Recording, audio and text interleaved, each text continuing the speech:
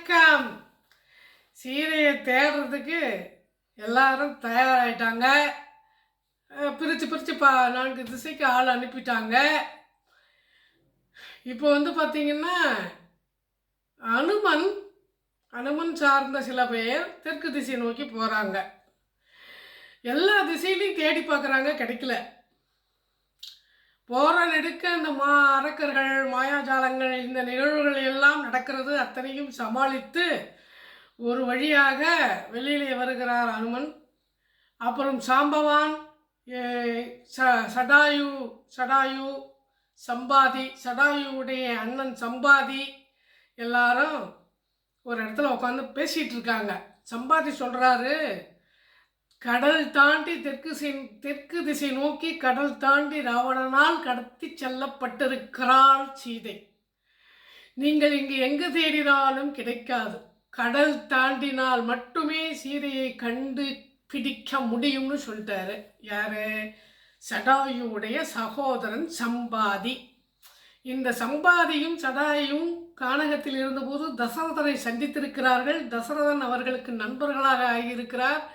தசரதன் இறந்ததை கேட்டு, தன் அண்ணன் சடாயு இறந்ததை கேட்டு சம்பாதி ரொம்ப வருத்தப்பட்டிருக்கிறார்.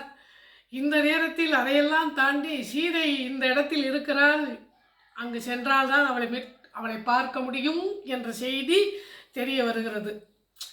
அப்போது ஒவ்வொருத்தரும் ஒவ்வொரு மாதிரி இப்படி கருத்துக்களை சொல்லிக்கொண்டே இருக்கிறார்கள். சாம்பவான் என்ன பண்ணுறாரு, அனுமனை கூப்பிட்டு, நீ தான் இந்த கடலை தாண்டி போகிற, நீ யார் தெரியுமா? வாயு புத்திரன்கிறத மறந்துடாத.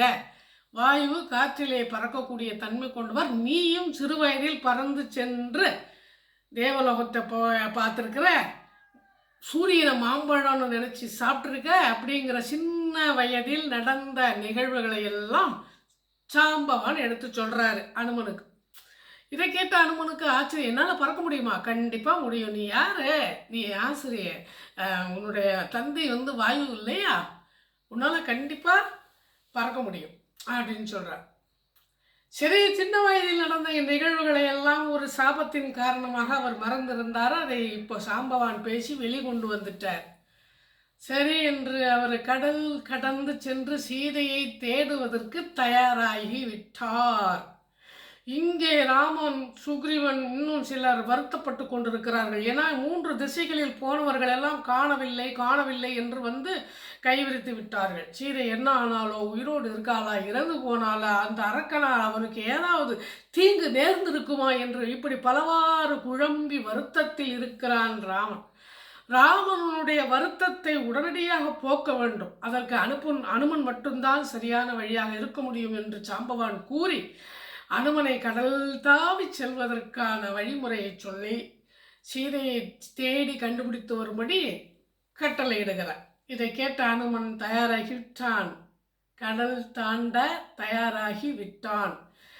கடல் தாண்டி சென்று சீதையை கண்டுபிடித்தானா, அங்கு ராவணனுக்கும் அனுமனுக்கும் ஏதாவது போர் நடந்ததா அப்படிங்கிறத நம்ம அடுத்த வீடியோவில் பார்க்கலாம். பிடித்திருந்தால் லைக் பண்ணுங்கள், ஷேர் பண்ணுங்கள். நன்றி.